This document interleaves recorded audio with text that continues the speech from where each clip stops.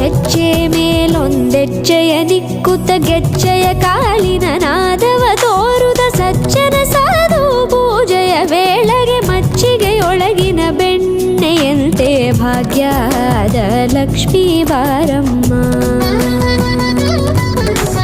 ಕನಕವೃಷ್ಟಿ ಕರೆಯುತ ಬಾರೆ ಮನಕೆ ಮಾನವ ಸಿದ್ಧಿಯ ತೋರೆ ದಿನಕರ ಕೋಟಿ ತೇಜದಿ ಹೊಳೆಯುವ ಜನಕರಾಯನ ಕುಮಾರಿ ಬೇಗ ಭಾಗ್ಯದ ಲಕ್ಷ್ಮೀ ಬಾರಮ್ಮ.